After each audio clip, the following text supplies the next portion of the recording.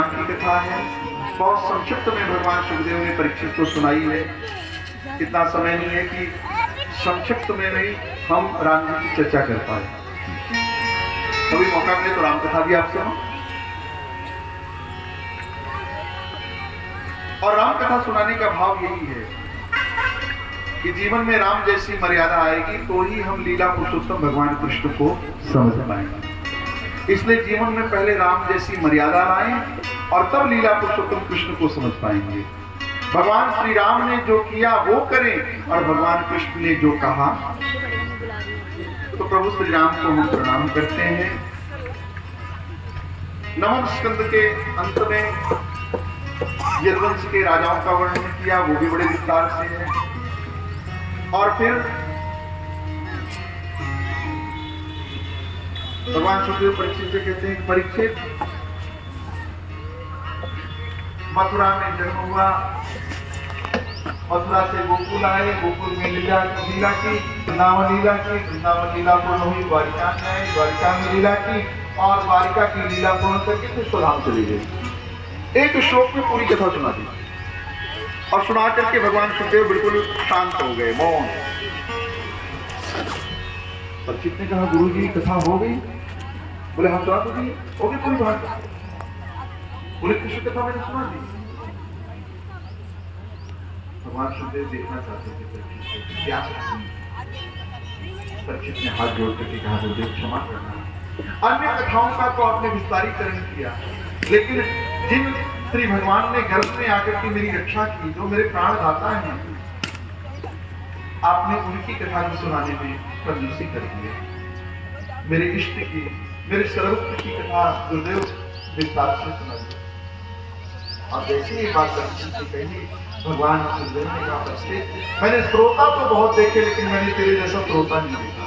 आज 4 दिन हो गए, परीक्षित ने ना तो पानी पिया है, ना कुछ खाया है, बस कंटिन्यू कथा सुन रहे हैं। भगवान सुखदेव ने कहा, परीक्षित थोड़ा जल पी ले, कुछ खा ले, भूख लगी हो गया, 4 दिन हो गया, कुछ अन्न जल तुमने ग्रहण नहीं किया है। परीक्षित ने हाथ जोड़कर कहा, भगवान गुरुदेव भगवान, मैं ये अभिमान नहीं करता कि मैंने भूख को जीत लिया या मैंने जल को जीत लिया। मुझे तो बस आपके प्रिय मुख से कृष्ण कथा अमृत का पान करना है। मुझे तो आप कृष्ण कथा अमृत का पान करना।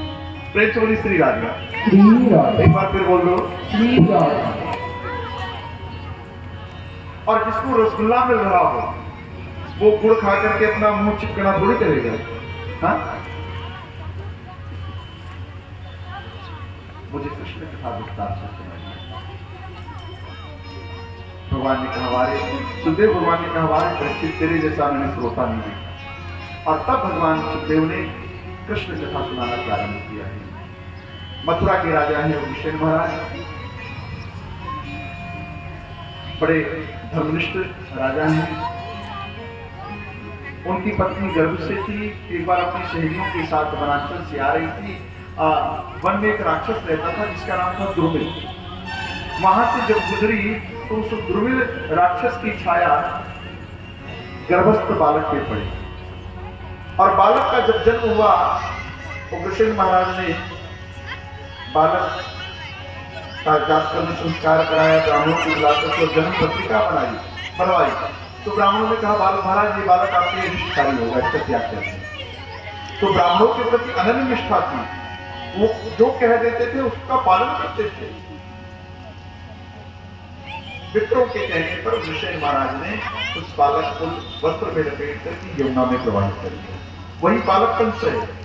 यमुना उस पार वसुदेव जी के पिताजी सूरसेन महाराज स्नान कर रहे थे, यमुना स्नान, और वस्त्र में लिपटा हुआ कुछ बाहर चला जा रहा था। आगे बढ़े और निकाला बाहर, और वस्त्र को जब खोला तो देखा उसमें बालक था। बालक जीवित था। सूरसेन महाराज लेकर के आए, बालक का लालन पालन किया। वसुदेव जी और कंस दोनों की शिक्षा दीक्षा एक साथ हुई, दोनों परम मित्र हैं। कंस जब बड़ा हुआ तब नारद जी के द्वारा उसको सूचना मिली कि मैं सूरसेन का पुत्र नहीं, मैं तो विभीषण महाराज का पुत्र हूँ। और ब्राह्मणों के कहने पर उन्होंने मेरा त्याग कर दिया। तो पिता के प्रति क्रोध उत्पन्न हुआ और कंस ने जाकर के भगवान शिव की आराधना की, अनेक शक्तियों को प्राप्त किया। भगवान शिव ने उसको एक धनुष प्रदान किया और कहा जो इसको तोड़ेगा वो तुम्हें छोड़ेगा नहीं, और भगवान को छोड़ करके इसको कोई तोड़ नहीं सकता। और जब इसने अपनी शक्तियों को अर्जित किया, देखो शक्ति सज्जनों को भी मिलती है और शक्ति दुष्टों को मिलती है।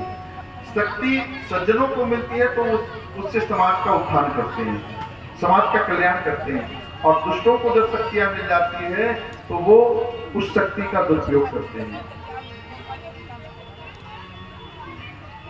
शक्ति प्राप्त करके इसने अपनी सेना का गठन किया।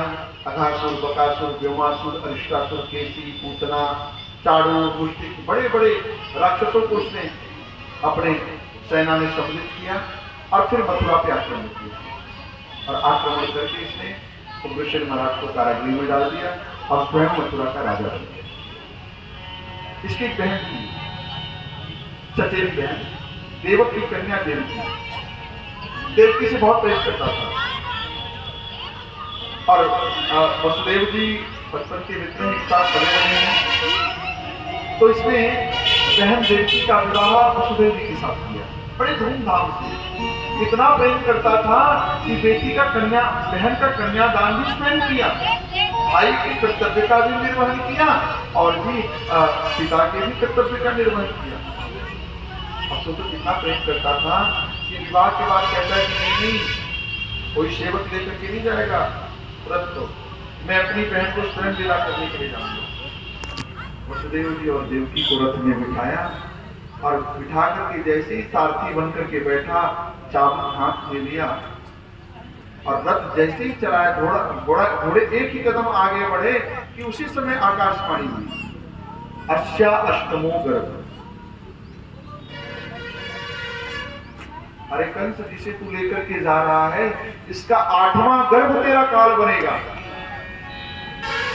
इतना सुना था कि लगाम हाथ से छूट गई, रथ से नीचे कूद पड़ा और आया देवकी के पास, केशों को पकड़ लिया माता देवकी की और बोला मेरे शत्रु को जन्म देगी, अभी तुझे मार डालूंगा। ज्ञान में से तलवार निकाल ली। वसुदेव जी ने हाथ पकड़ लिया, बोले राजन, देवकी आपकी बहन है, अगर बहन का वध करोगे लोग क्या कहेंगे? इतिहास के पन्नों में आपका नाम काले अक्षरों से लिखा जाएगा।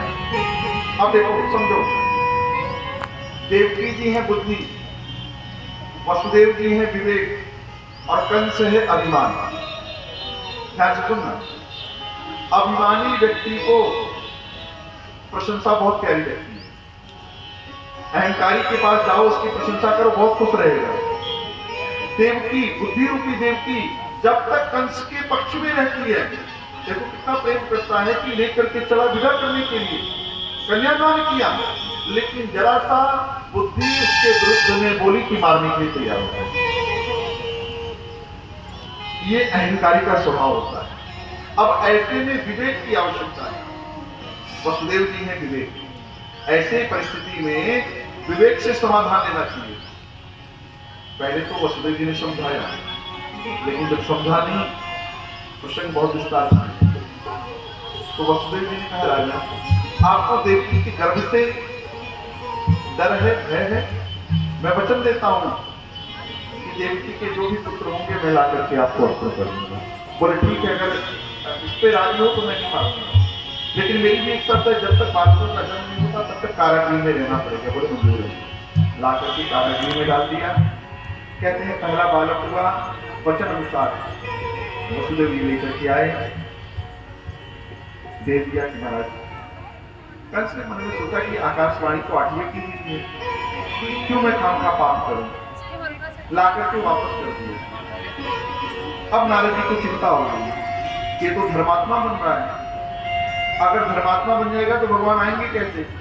क्योंकि जब इसका पाप का घड़ा भरेगा तभी तो भगवान आएंगे ना, भरेगा तो टूटेगा भी। नारद जी पहुंच गए और पहुंच करके नारद जी, कंस ने प्रणाम किया, आसन पे बिठाया और नारद जी ने 8 फूल रख दिए कमल के, 1 2 3 4 5 6 7 8, 1 2 3 4 5 6 7 8। इधर से गिने तो इधर का 8वां, इधर से गिने तो इधर का 8वां। बार बार यही क्रम किया नारद जी ने। कंस ने कहा महाराज ये क्या कर रहे हैं आप? बोले नहीं, मैंने सुना है कि वो देवकी के पहले पुत्र को तुमने छोड़ दिया। अरे क्या पता 8वां ही पहला पुत्र क्या है वो। ऐसी बुद्धि घुमाई। कंस प्रणाम करता है, कहा महाराज आपने बहुत अच्छी बात बताई। बोले राजन तो हमेशा आपका कल्याण ही चाहते हैं, हम तो चलते हैं नारायण नारायण। नारायण जी चल पड़े। कंस दौड़ा दौड़ा आया और आकर के कारागृह के अंदर से माता देवकी के हाथ से उस नवजात बालक को लेकर के छीन करके मार डालता है। पहला मारा, दूसरा मारा, तीसरा, चौथा, पांचवा, छठा, अब आई है 7वें की बारी। और भगवान स्वयं आने से पहले अपने आसन को भेजते हैं। रहने का आसन भी तो चाहिए ना। जैसे क्षीर सागर में भगवान रहते हैं, किसके ऊपर रहते हैं? शेष के ऊपर। और भगवान है विशेष। तो अभी मामा जी तो जन्म लेते ही मार डालते हैं, क्या किया जाए? तो शास्त्री के रूप में शेष आए, लेकिन जन्म लेंगे तो मार डालेगा। तो भगवान ने योग माया का आश्रय लेकर के उस बालक को माता रोहिणी के गर्भ में अंतरित करा दिया। बोले भाई 7वां बालक क्या हुआ? बोले नष्ट हो गया। बोले चलो अच्छा है, मुझे मारना था, अपने आप मर गया। अब आई है 8वें की बारी। और 8वें की बारी जैसे ही आई, 8वें की बारी जैसे ही आई, कंस ने बड़ी बड़ी सुरक्षा दे दी, कर दी। हाथों में पैरों में बेड़ियां डाल दी, ताले लगवा दिए, परिंदा भी पर ना मार सके, ऐसी कड़ी सुरक्षा। और धीरे धीरे जैसे समय बढ़ा, माता देवकी के चेहरे पे अद्भुत आभा प्रभा। पूरा जेल जो है कारागृह है वो प्रकाश से ओतप्रोत है। अब तो समय धीरे धीरे बिल्कुल नजदीक आ गया। तो देवताओं ने सोचा भगवान हमारे कार्य के लिए आ रहे हैं, चलकर हम भी स्तुति कर रहे हैं। इसको भागवत में कहते हैं गर्भ स्तुति। आइए हम सभी मिलकर के भगवान